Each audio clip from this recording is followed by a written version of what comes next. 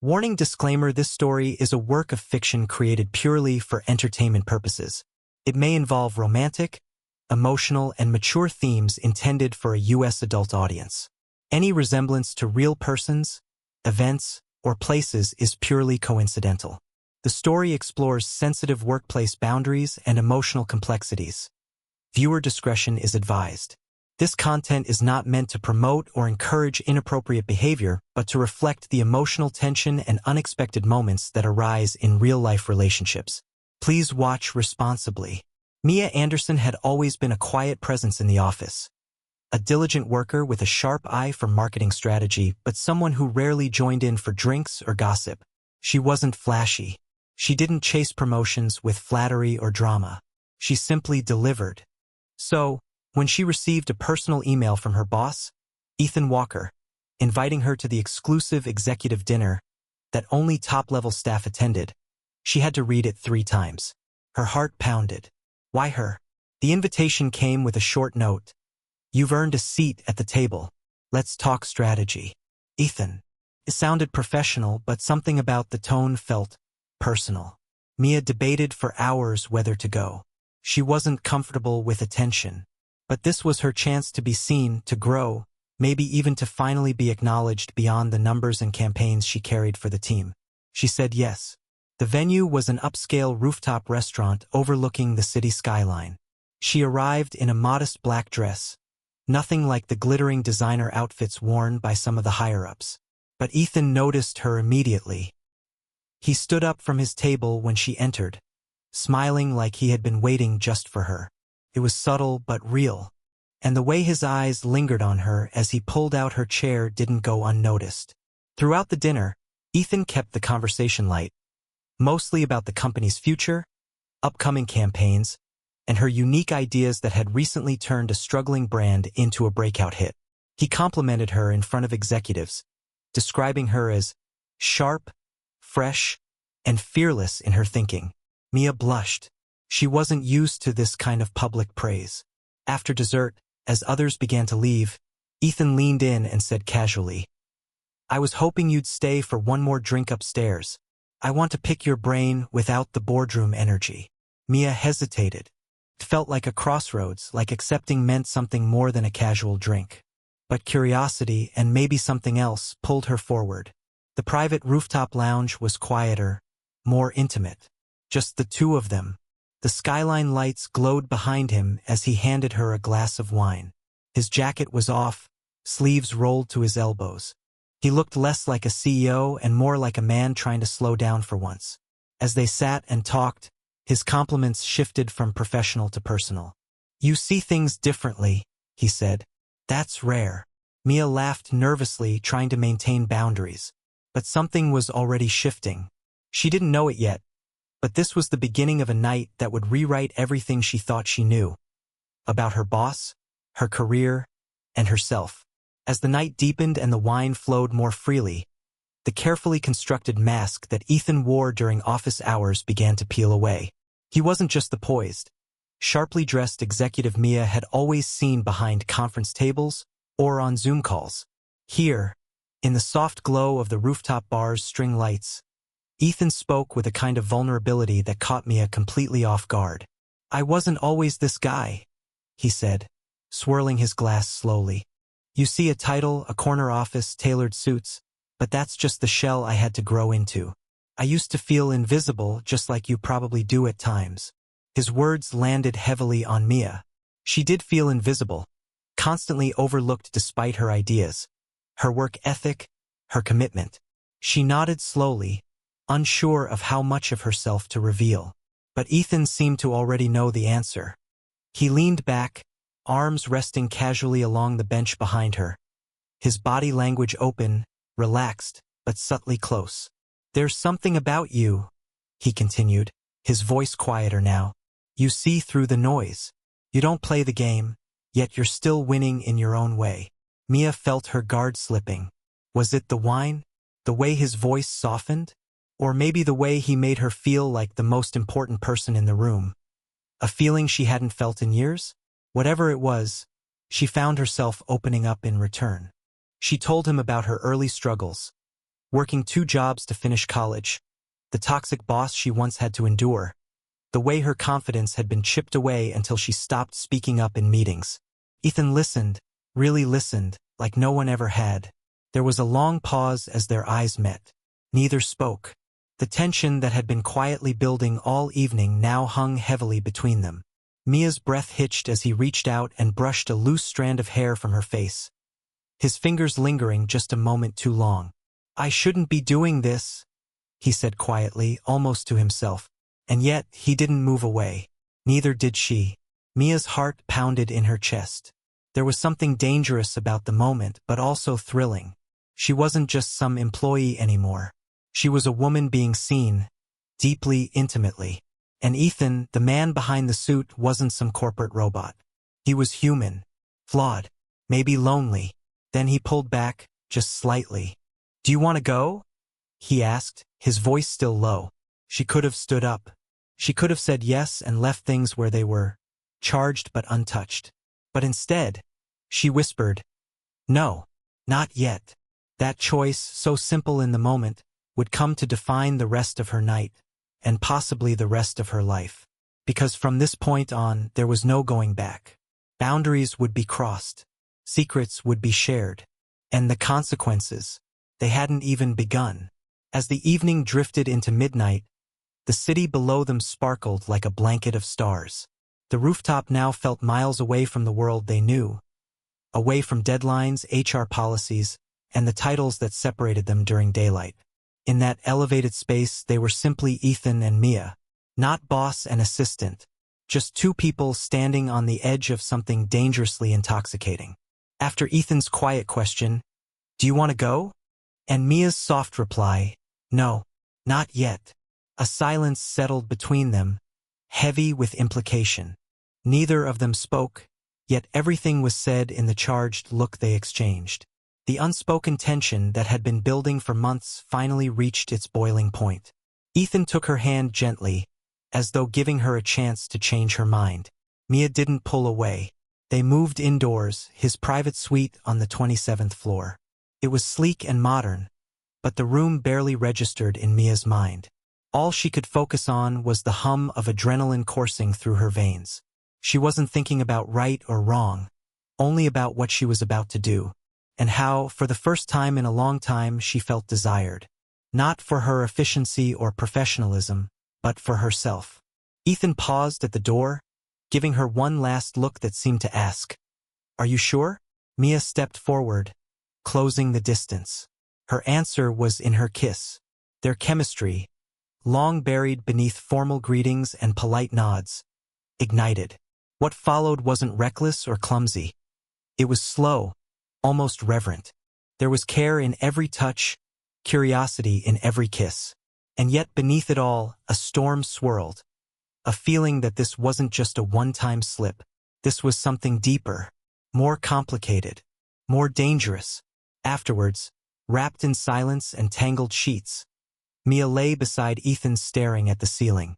Reality crept in like the gray light of early morning. What had they done? This wasn't just a personal choice. There would be consequences. Emotional ones, professional ones, maybe even legal ones. Ethan turned to her, brushing his fingers along her arm. "I don't regret this," he whispered. Mia wanted to believe him, but part of her, a part grounded in survival, was already building walls again. "What happens on Monday?" she asked. He didn't answer immediately. Let's not think about Monday yet. But they both knew that wasn't how the world worked. Monday would come. People would talk. Lines had been crossed, and no matter how magical the night felt, life didn't pause for passion. And yet, despite the fear, despite the risk, Mia didn't feel used. She didn't feel foolish. What she felt was seen, alive, and utterly unsure of what came next. Because this wasn't just a night between a boss and his assistant. It was the beginning of something neither of them had planned, and perhaps something neither of them could control.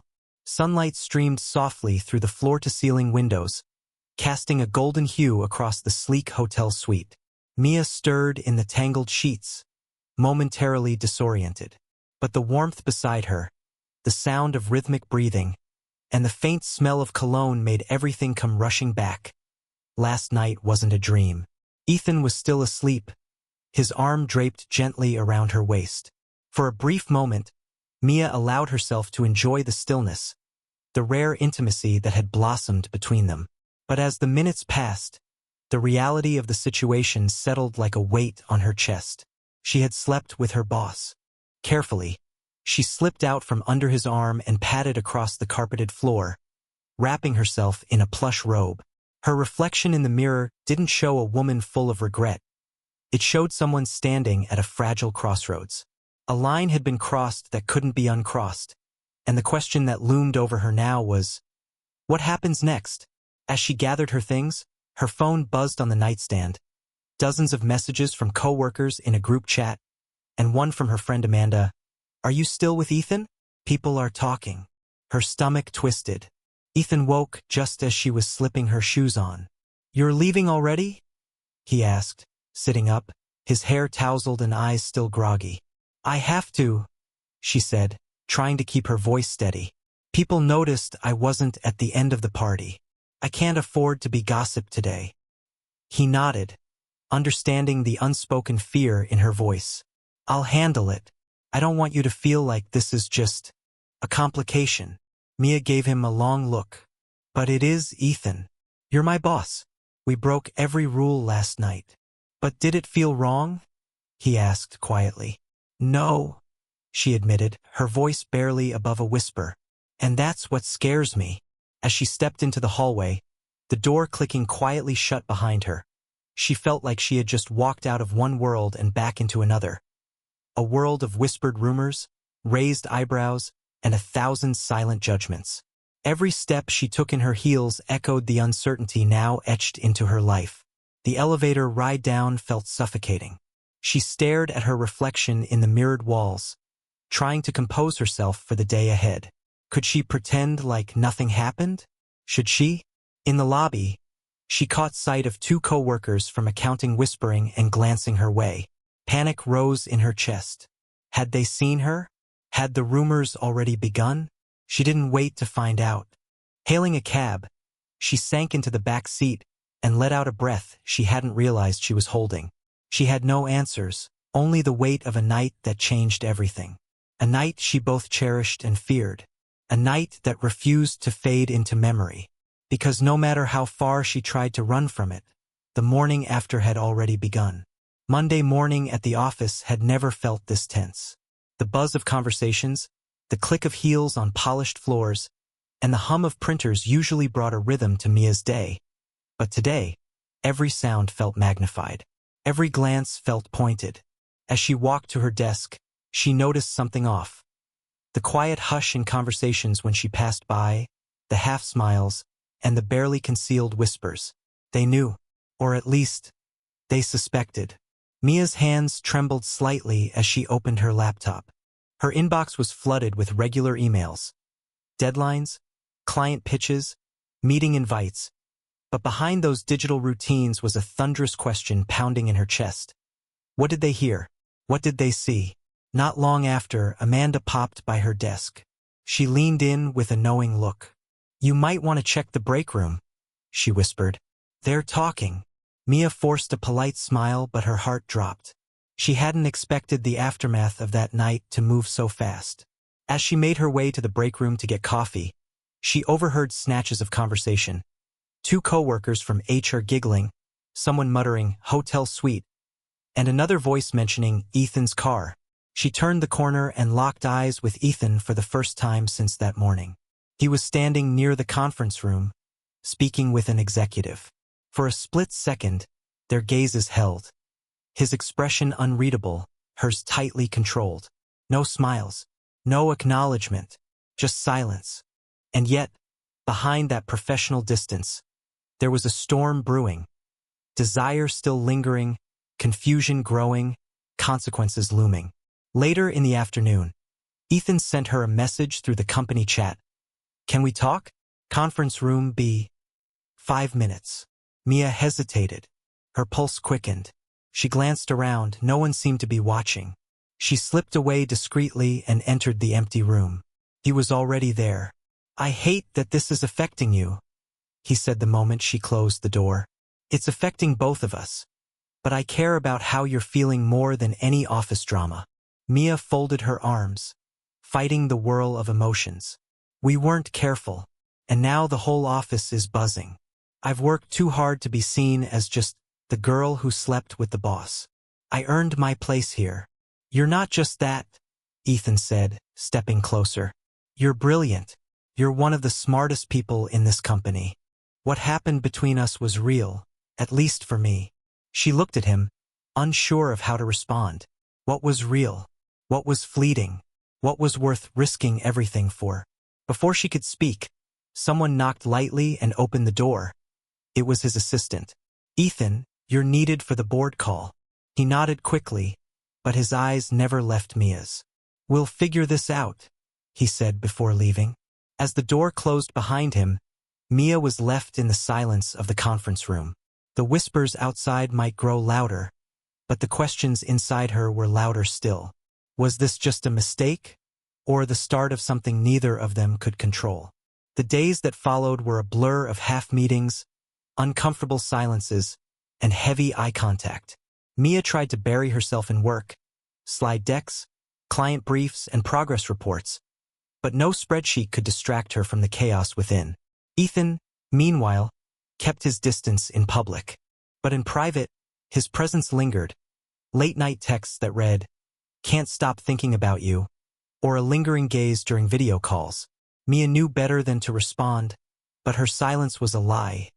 She was thinking about him too. It all came to a boiling point one Thursday evening. Mia was working late, partly to avoid the whispers, partly to catch up on a project Ethan had once overseen. The office was mostly empty, the sun long set behind the skyline. The glow of her monitor reflected in the window, making the room feel more like a confessional than a workplace. That's when she heard footsteps. "I figured you'd still be here," Ethan said, appearing at the door with 2 cups of coffee. "One with oat milk, no sugar. Still your favorite." Mia didn't smile. "You shouldn't be here. I had to see you. We left too many things unsaid." She took a breath. "Like how everyone in the office now sees me as that girl. Or how my credibility might get overshadowed by gossip." "Mia, you think I don't care about that?" "I do. More than you know. I've been fighting myself every day trying to stay away from you." She turned to face him, arms crossed, voice steady. "Then why didn't you?" He stepped closer, lowering his voice. "Because I'm drawn to you, not just for what happened that night, but for who you are, the way you think, the way you lead. I see you in rooms full of people and I can't stop watching you." The tension in the room turned electric, years of professionalism hanging by a thread. But Mia had grown. She was no longer the wide-eyed assistant seeking validation from powerful men. She was her own force now, and she needed to act like it. "So what now?" she asked. "You want me to pretend none of this matters? That your feelings are enough to fix everything that's been broken in just a few days?" Ethan stepped back, giving her the space her voice demanded. "No," he said quietly. "I just want to be honest with you, about what I feel, about what I want, even if it's inconvenient." Mia's eyes burned, not with tears, but with clarity. "I want truth too," she said, "but I also want respect, and I want my career to be mine, not something people assume I slept my way into. If we're going to navigate whatever this is, it has to be on my terms." They stood in silence for a long beat. Finally, Ethan nodded. "Then let's start over with honesty." He placed the coffee cup on her desk and left the room. Mia sat back down, her heartbeat slowly returning to normal. She looked at the coffee, then at the dark skyline beyond the glass. She didn't have all the answers yet, but she finally had control over the questions. The weekend brought no rest. Mia's phone buzzed constantly with subtle messages and not-so-subtle gossip. Her name, once associated with high-performing campaigns, was now paired with phrases like boss's favorite or boardroom affair. And the worst part? It wasn't even the truth. Mia had only once crossed the line, and yet that single night seemed to outweigh her years of integrity. By Monday, the whispers had reached the upper levels of management. HR requested a casual meeting. Mia entered the room with her shoulders squared, but inside, her stomach churned. A senior HR partner, along with the regional director, sat across the table. They began with pleasantries, then transitioned smoothly into the purpose of the meeting. "We've been made aware of certain perceptions," the HR partner said with the precision of a scalpel. "Nothing formal, just concern about blurred boundaries and their potential impact on the work environment." Mia kept her voice calm. "Is there a specific incident in question?" "No formal complaint has been filed.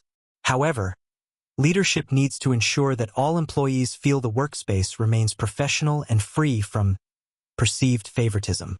Mia realized this was a warning cloaked in diplomacy. They weren't judging her for facts, they were managing appearances.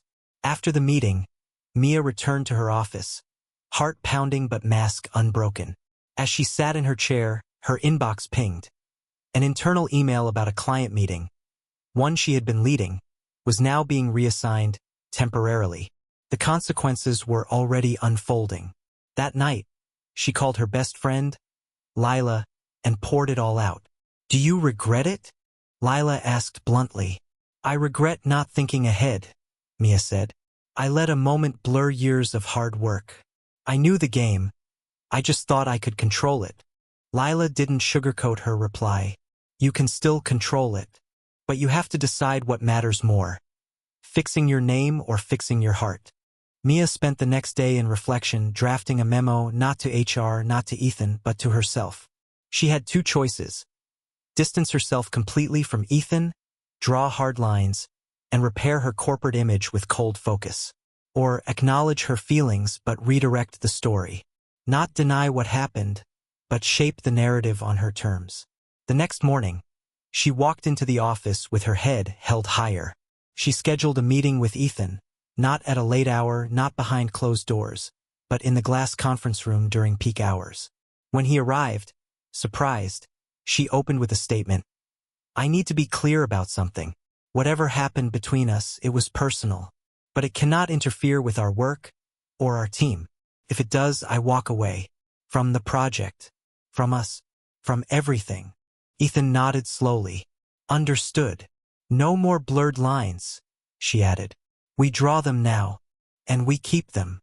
For the first time in weeks, Mia felt in control. Not of rumors, not of other people's narratives, but of herself. The city outside kept moving, uncaring and relentless. But inside that room, a woman had redrawn her boundaries, and that was power. 3 months had passed since Mia redefined the boundaries between her personal and professional life. The office had moved on, as it always does, buzzing with new campaigns, deadlines, and gossip about someone else's drama. Mia stayed focused. She put her energy into building the most successful client rollout of the year. Her name was no longer whispered in scandalous tones, but spoken with a mix of respect and curiosity. "She handled it like a pro," one colleague had said. "Never once cracked."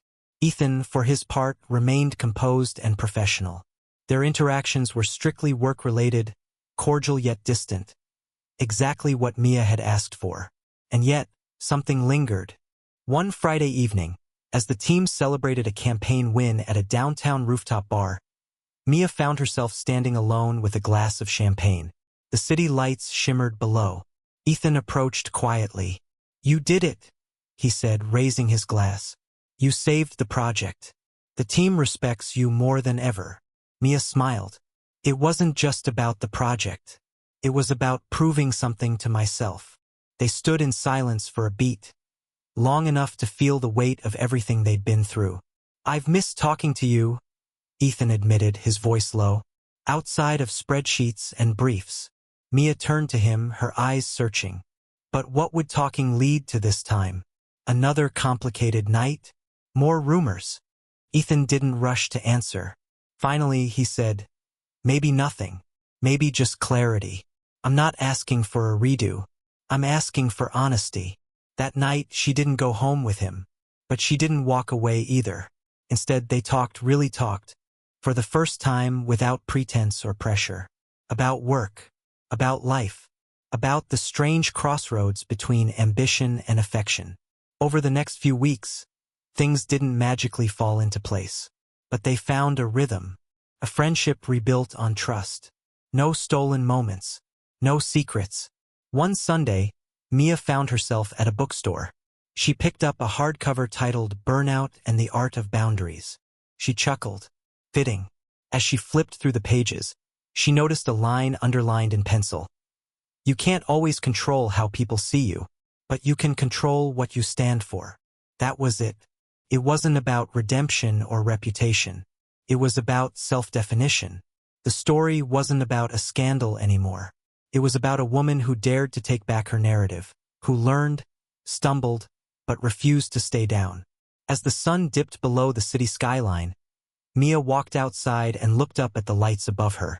A woman alone but not lonely, wiser, stronger, still dreaming, and ready whatever came next. 24.